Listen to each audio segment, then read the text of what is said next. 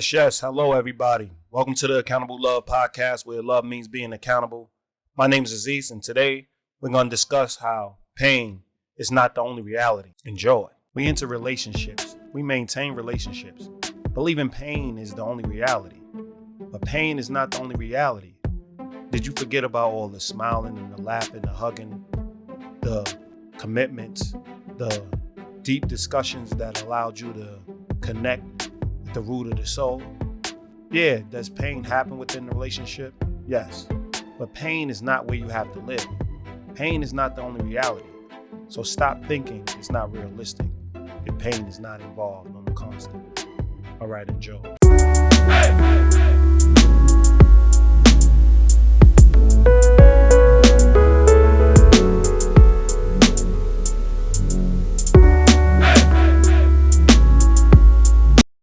So let's get this started.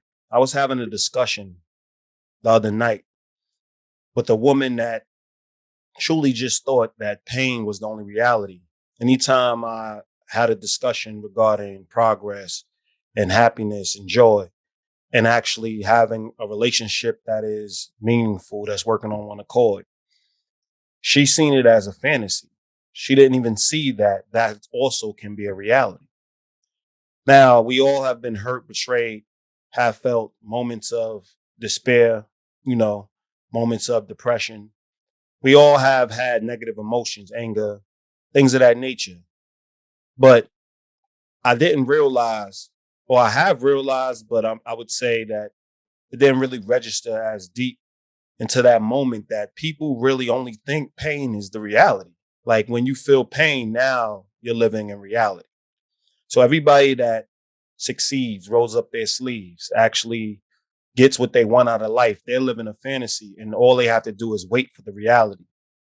And as long as we maintain that mentality, how can we have accountable, healthy, and equal relationships? How can we have relationships that are going to flourish if we keep believing that we only need to wait for the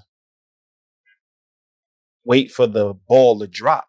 Like, there's so many people surviving relationships.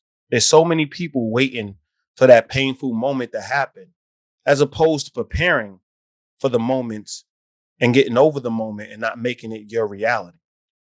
Pain is a reality. I'm not saying pain isn't a reality, but pain doesn't have to be your existence. Pain is something that you actually feel at times, or if you are sick or you wake up every day feeling it. But how do you persevere past it? Your mentality will shape your reality. Yes, you're in pain, and that's the reality. Yes, you have been hurt, and that's the reality. Yes, you have had relationships that failed and broke your heart. Yes, that's the reality. But what is your future about? What do you have to live for? Are you going to stay in that reality? Are you going to now find someone who shares your common values, a person who shares your core values, a person that is dedicated to a relationship and making the relationship prosperous? That's your choice. If you keep believing that the reality is pain, then you're going to surround yourself by people who bring you pain because you're always looking for that ball to drop. You're always waiting for that ball to drop. I want y'all to think about this. I'm having a discussion and we're going back and forth, and she's bringing up all these points. And I'm agreeing with her because it is a reality. I have been hurt. I have been lied to. I don't believe what people say. I believe what they do. And it's a reality. Like, you have to believe what people do as well as what they say. But the only way you can really truly believe in a person is if they're saying and they're doing. I had to explain to this woman that pain and disappointment is a part of reality, but it doesn't have to be your existence. I had to explain to her that words and actions are a relationship. And I broke down the fact that if somebody just shows up to your house unannounced, knocks on your door, somebody just calls you, somebody just shows up without giving you a notice, without giving you a plan, without establishing something with them with words, it's still not something that's acceptable. So when we start to now make actions speak louder than words and make all of these statements and all of these quotes that go against the relationship that words and actions should match. They work on one accord. They are not in conflict. There's something you need on both ends. And she couldn't see past that because she kept saying, well, the actions, the actions. And she's speaking in pain. She's speaking from a place of pain because people have said things to her and disappointed her. So now she's like, I'm only dealing with actions. But when I asked her the question, if I just showed up to your house, would you be okay with that? She's like, no, I didn't call. I didn't let you know. I didn't prepare you. You don't even know me. But I show up to your house. That's not something that's positive. So the words need to match the actions because pain is not a reality or pain is not the only reality. It's something that comes and is realistic in the moment, but you got to decide whether you want to persevere and what do you want your lifestyle to be? Do you want to surround yourself by people that have comfort, for people that honor their belief systems, people that show up for you in a positive manner, people that work with you through your adversity? Adversity can't be the way you live life. You're just surviving. And pain can be your reality. So in reality, she was telling the truth. Pain is a reality. What I was trying to get her to see is that pain is not the only reality. Pain doesn't have to be your constant. When you are experiencing somebody that is good to you, when you are experiencing somebody that's there for you, don't wait for them to fail you. Don't wait for them to betray you. Lean into it. Lean into the fact that this person has shown up the best you have seen. Don't be scared that one day they're going to betray you. I gave her another point for her to see. She's explaining to me that she shows up every time. She honors her word. She's loyal. She's all these positives. And I'm saying, do you not believe there's other people like that out there? And she tells me she hasn't experienced it. And I'm saying, how could you experience it if you believe you're the only one that exists, that can honor their word, that can be loyal, that can show up every time they say they're going to show up? If you believe that people are going to disappoint you, they will disappoint you because nobody wants to run in the treadmill for the rest of their life and looking for that one time that they're going to disappoint you and you close up. You have to understand that though everything can be circumstantial, we have to control our circumstances. A person builds a track record. So though a person in life, I don't know who can go through life without disappointing the person that they love. I don't know who can go through life without hurting a person that they love. I don't know who can truly say that they're honest and they don't hurt another person that they love. But at the end of the day, that hurt doesn't supersede the positives that they bring to your life. That pain doesn't supersede the positives that they are in your life. That's what you need to think of. That's what you need to think about. You need to focus on how much good is being given to you from this individual over how much pain they're causing you. If pain is not the recurring theme and pain is not the routine of the relationship, or if pain is not the only option within the relationship, if pain is not superseding the pleasure, if the pleasure is 3 times, 4 times your reality, then what is your reality? The reality is that this person can cause you pain, but this person puts forth all the effort in the world to make sure the relationship flourishes and they bring you more pleasure. So don't wait for the pain to happen. I know so many people that stay in relationships because they have this same mindset. Pain is reality. So they think love is how much we can endure pain, how much we can be betrayed and still stay. Forgiveness. Forgiveness is being preached as this idea that when you forgive a person, you have to be in their life. When you forgive a person, you have to start the relationship again. Forgiveness is something that happens within you so you don't bring anger and resentment to your next relationships. Now, if you want to reconcile with somebody, it's different. But there's so many people sitting in relationships that are sitting there because they believe that happiness, joy, consistency, stability, somebody who's actually going to show up loyal, dependable, accountable, loving, it's not even an option. Can you just let that sink in? There are people out in the world, and I mean, it's too many, out in the world that believe that they have to stay in a relationship that's not conducive to the outcome they want because they have the mindset that pain is the reality, that everybody's going to cause you the same amount of pain and everybody's going to disappoint you in the same way. And everybody's going to not show up for you. So they live in relationships with people to get the crumbs. They don't go and seek relationships that actually are going to help them excel, that's going to support them, that's going to enhance their livelihood, their life. Yeah, it's going to take a lot of arguing and fussing and sifting through different ideas and things of that nature. That's the life of any relationship. That's the life support of any relationship. Your ability to come to an agreement, your ability to set parameters where y'all are in a healthy place. You have to have parameters and core values that govern your relationship. So if you are pained by the fact that you have to scream and argue and fight your points and not rolling up your sleeves and leaning in when it comes to now setting rules and regulations and getting on the same page, then yeah, you're not ready for relationship. And yes, that's going to be the pain that causes you the pain. But that's actually a healthy relationship. People who know that they have separate ideas, know that they have separate thoughts, but they're willing to merge those thoughts to have a collective ideal. That's a healthy relationship. So that's going to take a lot of back and forths, whether it's eating what we're eating for breakfast, whether it's how we're going to raise our children, whether it's, whether we're going to move, or there's always going to be discussions to be had. And there's always going to be different things we want out of life until we want the same thing. So now we got to come to agreements. We got to bring our points to the table, listen to the other person's perspective, and we have to make sense out of it. But that doesn't have to be a painful experience if you're working with somebody who's like-minded. That's just two people that are willing to take the time to actually come to agreement that both of them can live with. And that's going to take time. But that's not the pain. The pain is the betrayal. The pain is the disregard for another person's self-worth. The pain is not the feelings you feel, but the inconsistencies of stability.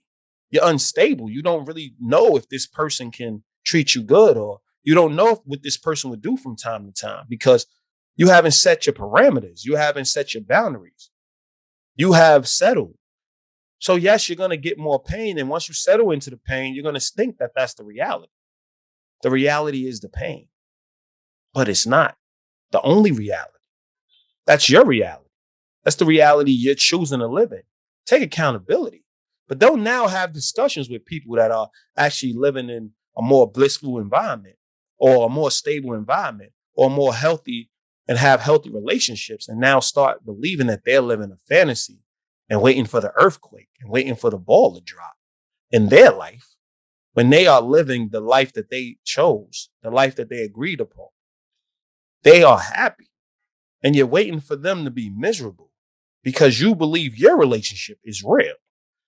Yeah, your relationship is your reality. But you can have a different reality.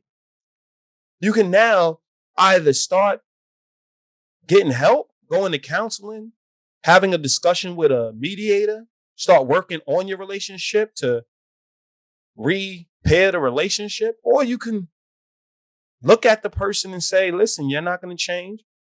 I don't want to change who I am. I need to find somebody who's more conducive to who I am, and you need to find somebody who's more conducive to who you are, so we could actually be happy. So we can actually live this bliss that everybody else is talking about. We can actually have this stability that everybody's talking about. But don't believe that your pain is your only reality. My best friend works in a cancer hospital. She watches people in pain all the time. But there's different outcomes to that pain. There are people that are living in it, that call her every time so she can help them do this and do that. And they don't have a positive outlook on life because, life has dealt them a hard blow. Cancer is serious. It's not something we play with. But then you look in the next room and this person also has a death sentence and a time that they're supposed to die. And this person's in bliss, surrounded by people. Still encouraging people, having discussions with people, still building with the last breaths of their life, still building that rapport, that relationship, still submitting their legacy, still living in a positive in all that pain. You know why? Because they decided that pain is not the only reality. Pain is not the only way they can live. They decided and they made a decision to have a mentality that as long as I have breath, I'm going to enjoy my life. I'm going to surround myself with the people I love. I'm going to spend my last moments with them. And I'm going to give them everything I have. I can spend my time talking about how much pain I'm in. I can spend my time having a discussion regarding their life and what they're going to do without me and preparing them for death, but at the same time, encouraging them to live life. I can tell them don't mourn too long. It's okay to be sad that I'm gone. But at the end of the day, you have a life to live and you're living for me. And it's a smack in the face if you start going into depression and you take your time for granted. I don't have much time. There are people that have these amazing spirits. And that's also a reality. They're not living a fantasy. That's their life. That's the life they chose until they don't have life anymore. These are people dealing with extreme circumstances. And then we look at our life and we're upset with minimum circumstances. We can't have discussions about minimal things and come to agreements about minimal things because we start to sit in the pain believing that that's the only outcome. We start to look at debating and having arguments as a negative. We only see the negative outcome. Are we going to shout? We're going to scream for what? No, you're going to shout and scream because you're both passionate about your points. And if you truly believe everybody has the right to their opinion, that doesn't mean you stifle their opinion or you keep them in that opinion. Everybody's mind has been changed at some point. But their mind had to be changed with valid arguments, valid discussions, valid opinions. Y'all went back and forth and then you realized some things. And then your mind was changed. That's also okay. That's why we have people who have knowledge we don't. And in areas, we should be surrounding ourselves with the people that have more knowledge in areas that we don't have knowledge. So they can cover those bases, so they can cover our blind spots. But that's working collective. That's working in unison. That's being interconnected. That's a belief system. That's not saying we're going to sit in pain because we establish years. Pain is our outcome. No, joy is not even a consistent thing, but wanting to live a life together, wanting to build a life together, wanting to sustain what you have built together. That's going to take a lot of different emotions, but it's going to take the stability of your core values. When you walk in a room, and if you're a loyal person, you don't give that up for nobody. If you're an honest person, you don't give that up for nobody. You deal with the consequences of those decisions to honor your principles so people can recognize who you are. But it might be a painful experience. But what would be more painful is giving it up for temporary gain. Because you will be a lot more depressed in the long run. Pain is not the only reality. I see people talking about, I'm just going to remain single. I'm just going to do me. I'm going to do my own thing. And they're dead set on it. You think they came to that determination because they had people around them and surrounded themselves with people that were motivated and people that supported them and people that were always there for them and people they were always there for? No, they came up with that understanding because they've been hurt. They've been disappointed. They actually confide or believed in somebody that did wrong, took that love for granted, and now they are bitter about it. So when they think of working on themselves, that's their new freedom. But we utilize the world in all kinds of facets. There's a bus driver. There's a train conductor. There's people that drive cabs. There's people that make your food. There's people that box your food. There's people that hunt and kill your food. We all are working in unison. So having support is a positive. Getting to that support and getting to how we're going to maintain a life together can be difficult. And it can be 2-3 years of hell at times. But if you could look somebody in the face and you can say, this is the person I want in my life and this person means well by me, then you don't take in the disagreements so harshly because you believe that y'all will see the other side of them. But the fact that you just close up and say, listen, I'm going to just do this by myself. I'm just going to suffer alone, or I'm just going to enjoy life alone and be a nomad and live from place to place and have no true commitment or connection to anybody. I could walk in and out of people's lives anytime I want because I'm a single entity. If that's freedom for you, that's cool. And that's okay. But it's not healthy. I wouldn't say it's healthy, but it's what you want to do. But don't start believing pain is your only reality. Don't start looking over at couples and groups of friends that are enjoying each other's company, that are supporting each other like they're in a prison. Like one day they're going to get their death certificate for the relationship. One day they're going to falter and they're going to fall apart. I know they're going to argue. I know they're going to disagree. I know they're going to fuss. I know they're going to go through things because we're in a forever changing world and we're trying to find the stability of relationships. So we're trying to maintain our relationships with things that's forever changing. And we want to know some things for sure. So we have people around us that are stable, that we know for sure is going to show up for us the way they said they're going to show up for us, however they decided to show up for us. But don't start looking at them like they're living a fantasy because you didn't prosper in your relationships. If you had better relationships, better support, you had people around you that you know you can rely on, and you felt empowered to do anything you want, like you could even quit your job tomorrow because you know these people would buckle up and get together and make sure they help you or support you. I know I had that support. Like I feel empowered. I go any place knowing that I have the right to walk out of it because I know I have the support to lean on. Doesn't mean I do it because I don't want to abuse my support, but I know I have it. So that gives me confidence. Can you see if you walked in a job that's your livelihood and you knew that you didn't have to depend on the disrespect and depend on them talking you into your way and depend on the paycheck because you know you have people that will strap up and get it together and support you in a way financially until you get back on your feet or until you find a job that's more respectable. Something that is actually increasing your livelihood, something that you're passionate about. That's support. Supportive people want all the people around them in places that they are thriving. And they make sure they get there. So they actually look at where they're going. They sit down, they schedule life together. They see where they can cut some of the costs to support you. They are there for you, whether it's a friend, a spouse, sometimes even your kids when they're old enough. Everybody pitching in to see you flourish. Everybody's pitching in. You're pitching in to see others flourish. You don't have time to be thinking of how independent you are.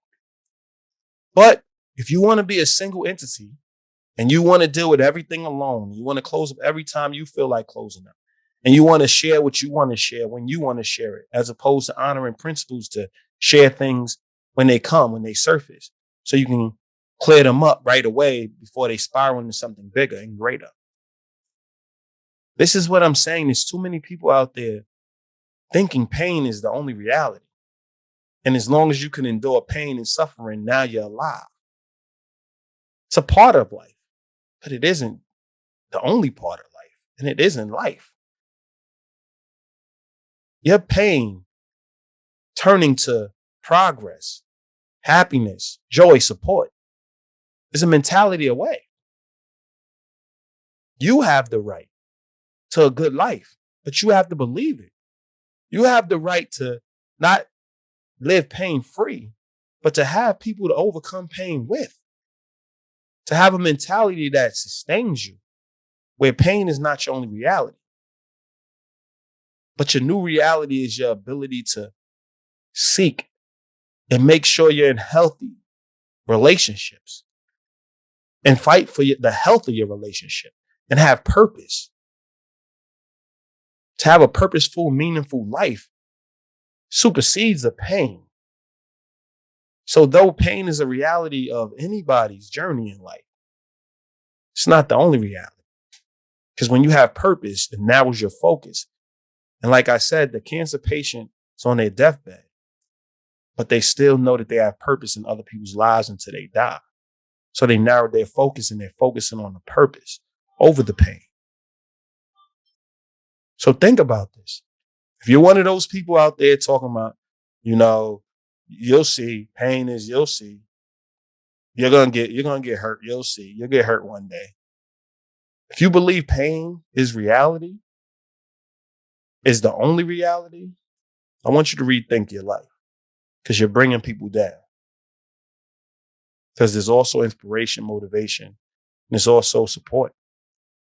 And all of that is to focus on your purpose, make plans beyond the pain, beyond the suffering, the struggle.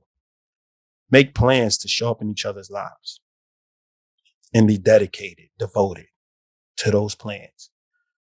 And you see that you will prosper. You'll have something worth building. And pain will be an afterthought. Pain will be something you know exists, but you're such in bliss and you're so focused on what y'all focused on and your purpose that pain no longer exists as a reality. So just remember, pain is not the only reality. There's a better reality out there for you. This has been another Accountable Love podcast. My name's Aziz. All right, enjoy.